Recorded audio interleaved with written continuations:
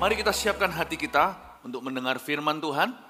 Hari ini sepanjang hari saya khotbah tentang Elisa dengan subtema membangun manusia roh. Sepanjang hari menunya begini. Kalau Anda tidak datang satu saja, rugi. Pastikan dapatkan di Pusaka Raja Wali atau YouTube nanti. Maut di dalam kuali, Naaman dan Gehazi. Sebelum ini potensi seorang janda, dan sekarang kita bicara tentang mata seorang nabi.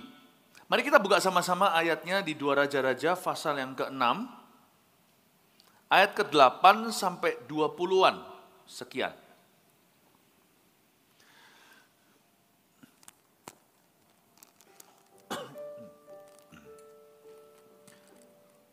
Ya, udah dapat ya?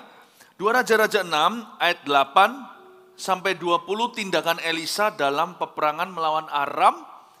Kita bicara tentang mata seorang nabi, perhatikan kepekaan Elisa. Membangun manusia roh itu enggak pernah sia-sia, banyak benefitnya. Raja negeri Aram sedang berperang melawan Israel. Tahukah Anda setiap hari, setiap waktu ada peperangan rohani? Iblis juga punya kerajaan, roh roja di udara penghulu dunia. Karena itu orang Kristen tidak boleh di zona nyaman. Anak Tuhan tidak boleh nyantai, nggak ada cuti rohani. Kita lanjut lagi, ia berunding dengan pegawai-pegawainya. Lalu katanya, ke tempat ini dan itu haruslah kamu turun menghadang. Tahukah setiap hari dia seperti singa mengaum-ngaum setan ini. Hendak menerkam siapa yang lemah dan lengah. Jadi yang jatuh nanti bukan cuma yang lemah, yang jadi mangsa. Lengah itu orang yang kuat, sekali-kali nggak melihat jalan. Hati-hati ya, lengah itu bukan lemah. Jadi yang iblis targetkan yang lemah, so pasti. Tapi juga yang lengah. Jadi jangan pernah sok kuat. Justru kalau di depan larinya harus semakin kencang. Justru kalau sudah tinggi harus semakin mendaki, jangan tinggi hati. Kalau orang sudah aman, sudah diselamatkan, kerjakan keselamatan, kata Paulus kepada jemaat di Filipi. Jangan pernah di sini kita merasa diri sudah kebal dosa. Justru melekatlah kepada Allah, Tuhan akan luputkan kita. Mazmur pasal 91 berkata demikian. Jangan lupa ya, setan selalu ingin menghadang. Mata seorang nabi dimulai dengan realisasi. Dimulai dengan kesadaran maksudnya, realization. Dengan sebuah kesadaran bahwa kita ini selalu mengalami peperangan rohani. Ayat 9, tetapi abdi Allah menyuruh orang kepada Raja Israel mengatakan, awas, jangan lewat dari tempat itu, sebab orang Aram sudah turun menghadang ke sana. Orang yang membangun kerohaniannya gak cuma menguntungkan dirinya, dia juga menguntungkan orang lain juga. Buktinya Raja Israel yang jahat di mata Allah dapat keuntungan dari kepekaan Elisa. Gara-gara ada Elisa di kemah Israel, musuh orang Aram tidak bisa menghadang mereka. Setan itu jagonya tipu muslihat. Iblis itu selalu ingin menjebak dan menjerat. Tapi orang-orang yang dipenuhi Roh Kudus, yang bangun manusia rohnya setiap hari tidak lengah, akan selalu bisa luput dari perangkap dan jerat penangkap burung itu. Kaki kita itu loh bisa lalu. Ya. Selalu aja sebelum ada vas bunga yang jatuh dari atas, entah kita baru lewat atau sebelum ke sana, pluk, jatuh ke tanah. Tidak pernah kena tepat waktunya. Semua indah pada waktunya dalam kehidupan kita, itu berarti semua buruk waktunya di sisi yang menyerang kita. Kok bisa pas panahku meluncur orang itu belum lewat? Sudah saya kalkulasi loh jam sekian biasanya dia lewat sini. Mungkin pada waktu Anda jalan ke sana, tiba-tiba ada distraction, gangguan, Anda menoleh atau nyapa orang, telat 2 detik, panah lewat. Semua indah pada waktunya itu di kacamata kita. Di sisi satunya itu gara-gara kita berjalan dengan Allah. Karena kaki kita dituntun Roh Kudus. Selalu buruk waktunya bagi setan yang menyerang kita. Seperti Raja Aram di bangsa Israel, melawan bangsa Israel. Mereka menaruh perangkap seperti penangkap burung. Tapi selalu luput gara-gara Elisa peka. Sebelum sampai ke sana dia tahu musuh taruh apa. Taruh ranjau di sana itu sudah ketahuan semua. Tahukah doa tidak boleh dipakai hanya untuk memohon? Doa harus dipakai untuk discovery. Waktu kita berdoa itu bukan mulut kita yang diurapi. Mata kita bukan hanya mulut kita maksudnya diurapi. Mata kita juga orang yang berdoa itu melihat. Semua orang yang berdoa, they will see. Mereka akan melihat. Kalau sampai kita itu berdoa mata kita tidak melihat, itu berarti salah berdoa. Yang Anda doakan hendak engkau pakai untuk memuaskan hawa nafsu. Those who pray will see. Doa itu harusnya membukakan sesuatu. Nah, jangan lewat dari tempat itu sebab orang Aram sudah turun menghadang ke sana. Aduh, ketahuan terus sampai marah loh. Ini raja jadi sangat kesumat. Ayat 10, sebab itu Raja Israel menyuruh orang-orang ke tempat yang disebutkan abdi Allah kepadanya. Demikianlah Elisa memperingatkan kepadanya supaya berawas-awas di sana. Bukan sekali dua kali saja. Inilah fungsi doa. Lebih dari sekali dua kali kita diluputkan dari malapetaka. Makanya doa Bapak kami berkata, janganlah tuntun aku ke dalam pencobaan, tetapi bebaskanlah aku dari yang jahat. Ini bukan doa hafalan, ini intisari doa. Yesus menjelaskan kepada murid-muridnya, kehidupan doa itu biasanya meluputkan malapetaka. Saya tidak berkata orang yang berdoa tidak akan memikul salibnya. Saya tidak bilang kalau orang berdoa itu kalau hujan yang basah orang lain dia kering sendiri. Enggak, kita pasti mengalami the common troubles of life. Kita semua pasti mengalami masalah-masalah yang umum terjadi dalam kehidupan manusia. Sakit juga kadang-kadang kita alami, kematian, ditinggalkan, dan sebagainya saya tahu. Tapi bukanlah malapetaka yang menghancurkan iman kita. Ya, malapetaka setiap segala sesuatu yang diizinkan Tuhan dalam kehidupan kita itu justru Tuhan bekerja sama. Orang yang berdoa akan mengalami penyertaan Allah. Allah bekerja sama dalam segala perkara. Bukan hanya perkara yang baik, perkara yang buruk juga. Seolah-olah dengan kasat mata. Tapi justru Tuhan pakai untuk mendatangkan kebaikan, membuat kita menjadi seperti Kristus dalam segala sesuatu. Kalau kita dipanggil sesuai dengan rencananya, kita juga akan dimuliakannya. Bapak, Ibu, Saudara, saya senang dengan kata ini. Bukan sekali dua kali saja. Jangan cuma ingin mengalami Tuhan itu sekali-kali. Jadikan Tuhan itu langganan. Bangunlah hidup doa yang matang, yang sungguh-sungguh, yang teratur. Karena doa itu yang meluputkan. Bukan hanya sekali dua kali saja. Lalu mengamuklah hati Raja Aram tentang hal itu. Marahlah ya. Sampai-sampai dia curiga siapa ini pengkhianatnya. Maka dipanggilnyalah pegawai-pegawainya. Katanya kepada mereka, tidakkah dapat kamu memberitahukan kepadaku siapa dari kita yang memihak pada Raja Israel? Si Raja Aram ini marah dan berkata, siapa yang mengkhianati kita? Kok aku pasang ranjau di situ, mereka belok ke kiri. Aku pasang penangkap burung di kiri, mereka belok ke kanan. Aku taruh di depan, ya, suatu net atau suatu jaring untuk mengangkat mereka, dan tiba-tiba mereka sudah ada di atas pepohonan untuk kita panahi bersama-sama. Kenapa mereka nggak datang? Waktu aku taruh di belakang mereka nggak berbalik arah. Gimana sih? Kok aku nggak hoki? Setan itu paling apes kalau menghadapi orang yang dipenuhi Roh Kudus. Gak pernah ketemu. Gak bisa ketemu. Makanya doa saya selalu gini buat anak-anak kami. May they be found always at the right place, at the right time, meeting the right people. Semoga mereka selalu ditemukan berada di tempat yang tepat, di waktu yang tepat, ketemu orang yang tepat. Jangan sampai di waktu yang salah, ketemu orang yang salah. Bapak, Ibu, Saudara, sekali lagi saya tidak berkata bahwa kita tidak akan punya masalah. Tapi hanya yang Tuhan embankan ke saya, masalah ini harus saya pikul atau hadapi. Hanya yang Tuhan embankan, gua tidak terima dari tangan setan. Titik. Paham maksudnya? Kalau salib ya silahkan.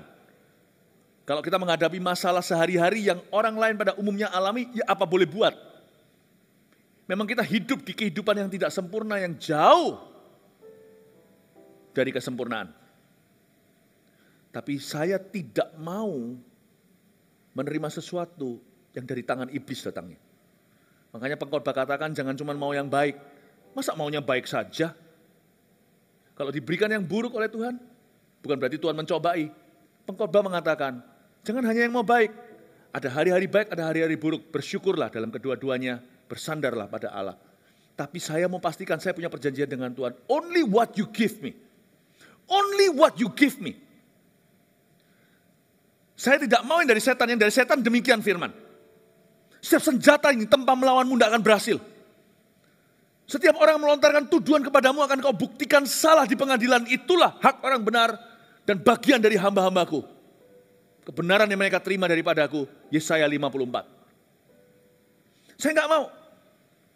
Saya tidak mau jatuh ke lubangnya iblis.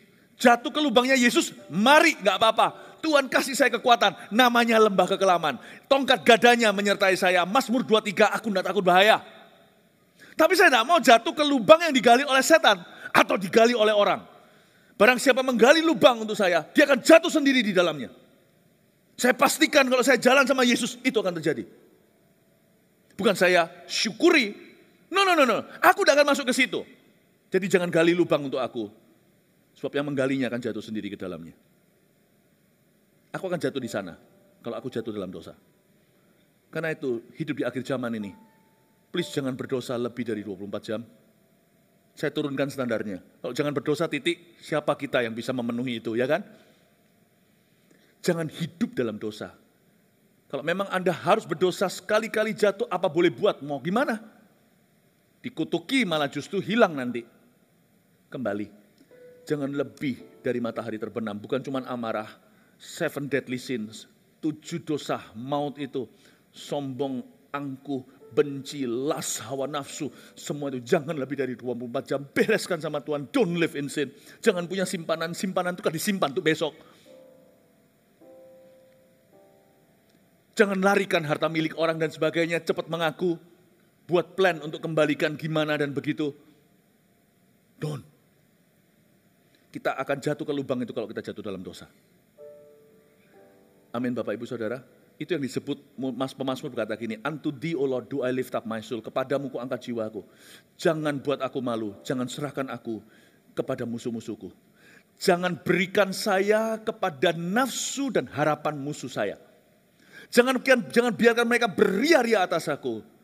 Kehinaan orang yang sengaja hidup dalam dosa adalah dia tidak pernah gali lubang itu orang lain, gali lubang untuk orang lain. Orang itu apes masuk ke lubang yang tidak digali untuk dia.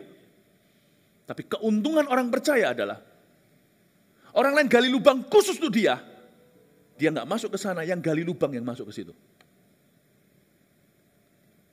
Ini cerita mata Nabi. Dan 1/3 minimal dari 3 lubang yang dibuka, digali untukmu, Tuhan akan beritahu lewat doa kepadamu. 2/3 Tuhan sembunyikan. Suatu hari kalau mata kita dibuka, di rewind kalau kita di sorga, kehidupan kita itu Anda akan terkejut. Telat 1 menit, Anda akan kena. Lebih awal 2 detik, panah itu akan menancap ke dada Anda. Nanti suatu hari hidup kita di flashback, Anda dan saya akan baru mengerti betapa baiknya Tuhan itu. Kita ini diluputkan dari segala perkara, lu tahu enggak? Makanya heran kok ada orang yang mengalami sesuatu langsung kecewa sama Tuhan. Andai kata Tuhan buka buku hitung-hitungan akuntansi, mati lu and me. Ternyata lebih banyak hutangnya kita ini sama Tuhan. Banyak kali itu kita ditolong, diluputkan, kita bahkan tidak terima kasih, kamsya. Kembali berkata bersyukur aja tidak, karena kita nggak tahu itu sedang terjadi. Kita nggak tahu ketika kita sedang diselamatkan. Karena itu kalau kita tahu kita belum mengalami jawaban, kita belum menerima pembelaan, jangan mengeluh. Karena lebih banyak yang Tuhan lakukan yang kita tidak tahu. Mata Nabi itu mata iman. Bukan berarti kita bisa bernubuat. Makanya Tuhan berkata seperti ini dalam firman Tuhan. Orang percaya akan hidup oleh iman, oleh percayanya, bukan karena melihat. Itu bicara tentang another set of eyes. Melihat secara jasmani itu adalah sepasang mata, bola mata ini. Orang benar akan hidup oleh iman. Mereka melihat dengan sepasang mata yang tidak kelihatan, yaitu mata rohani. Bisakah saya coba menjelaskan apa yang harusnya kita lihat? Jangan lihat selalu ke lubang donat. Jangan terus melihat kepada kurangnya. Di mana belum dijawab doa. Nanti kalau kita lakukan itu, iman kita akan goyah. Sekuat Yohanes Pembaptis loh, imannya goyah. Sekuat Yohanes Pembaptis, imannya goyah. Mau tahu enggak kapan Yohanes Pembaptis meragukan Tuhan Yesus? Do you know when? Padahal orang yang sama, mulut yang sama berkata, itulah anak domba Allah yang mengangkut dosa dunia. Waktu Yesus datang ke Sungai Yordan, dia melihat burung merpati turun, dia kaget kok turun ke atas kasen atau sepupunya sendiri. Dan dia berkata, itulah anak domba Allah. Dia enggak ragu, dia yang mencetuskannya. Bahkan murid-muridnya pun ditanya, siapa itu? Dia malah suruh kok ikut dia harus makin bertambah, aku harus makin berkurang. Itu perkataan Yohanes Pembaptis. Ketika orang lain kritik Yesus, Yohanes Pembaptis bilang apa? Tidak ada seorang pun dapat mengambil sesuatu bagi dirinya kecuali dikaruniakan oleh Allah, oleh sorga maksudnya. Ketika itu terjadi gunjang-gunjing karena murid Yesus membaptis. Saingan dong sama Yohanes Pembaptis. Yohanes bisa bela Yesus, berarti kokoh dong imannya. Apalagi ketika dia lihat Yesus menyembuhkan Lazarus, dibangkitkan waktu Yohanes masih belum dimartir, dibunuh oleh Herodes. Tapi waktu Yohanes ditangkap, masuk ke dalam penjara, dia berdoa, bukan berarti dia takut menderita, dia tahu konsekuensi pekerjaannya. Wong dia itu berani kritiki sistem pemerintah kok. Wong dia itu berani tegur tentara kok. Romawi penjajah, bahkan Sanhedrin, bahkan mahkamah agama, orang Yahudi, Farisi, Taurat, ditegur semua ular bludak. Harusnya dia tahulah konsekuensinya. Tapi kalau orang ngalami itu beda dengan dia tahu. Ya, beda. Anda tahu suami Anda selingkuh dengan sungguhan melihat ketika dia selingkuh itu beda. Ya kan? Ketika dia rasakan sengat daripada masalahnya. Dia berada di penjara-penjara zaman dulu itu gak peri kemanusiaan. Pernah ke Israel Anda lihat gimana Yesus itu ditenggelamkan. Setengah badan, itu kerut semua. Yohanes Pembaptis semacam itu ngalaminya. Sebelum dia dipenggal. Dia berdoa sementara Yesus seolah-olah berpesta pora sembuhkan orang sakit. Dia jadi populer sekali. Tahu gak Yohanes utus murid ke Yesus yang dia tunjuk dan deklarasi proklamasi di tempat umum. Apakah betul engkau Mesias? Pernah mikir gak? Apakah betul? Are you the one? Yesus jawab apa? Beritahu. Yang lumpuh berjalan, yang buta melihat, yang mati dibangkitkan, kusta ditahirkan. Berbahagialah mereka yang tidak kecewa terhadap aku. Anda perhatikan kata-kata Yesus. Berbahagialah mereka who are not disappointed in me. Seorang nabi, bukan titisan, urapan Elia, bisa goyah ketika dia tidak lihat dari mata kenabian. Tapi dia melihat dari mata kedagingan. Orang sekaliber Yohanes pendeta besar. Mujizat terjadi disebut dialah seperti Elia. Mempersiapkan jalan bagi Tuhan berseru-seru di padang gurun. Ketika dia tidak lagi melihat dari kacamata profetik, kacamata rohani. Dari sudut pandang manusia rohnya. Ketika dia mulai hitung-hitungan setelah aku melayani kok gini. Kok aku ditinggalkan murid-muridku pun. Padahal dia tadi yang berkata ikutlah dia. Dia harus makin bertambah. Waktu sungguh-sungguh berpisah. Waktu sungguh-sungguh ditinggalkan. Sakit. Bukan pengetahuan. Perasaan. Dan itu menggerokoti dia di balik jeruji. Dan dia berkata, are you the one? Yesus kasih satu pesan sebelum dia dipenggal. Blessed are they who are not disappointed in me. Diberkatilah mereka yang tidak kecewa sama saya. Pendeta pun tidak kecuali. Orang kayak saya bisa kecewa sama Tuhan kalau saya tidak terus mempraktekkan. Seeing the invisible. Kata Paulus begini di Korintus. Perhatikan apa yang tidak kelihatan. Sebab yang kelihatan terjadi dari yang tidak nampak. Sebab yang nampak sekarang itu sementara. Tapi yang tidak kelihatan itu kekal. Kalau saya tidak perhatikan dengan mata kepala saya. Kalau saya tidak perhatikan dengan mata rohani saya. Siapapun bisa termasuk saya. Sebab tekanan hidup itu kejam sekali. Demikian pula tekanan manusia. Anda mau survive? Anda mau berhasil sampai pada akhirnya? Anda mau jadi berguna buat orang lain, jadi kompas dan GPS buat mereka? Sehingga mereka juga tidak kena perangkap gara-gara Anda bunuh diri gak jadi. Gara-gara visi Anda, bukan visi membangun gereja apa, bukan. Gara-gara cara pandang Anda, cara pandang dari paradigma orang berubah. Yang mau mengakhiri hidupnya gak jadi. Yang kecewa juga gak jadi. Yang jauh dari Tuhan kembali. Kalau Anda mau, latihlah matamu.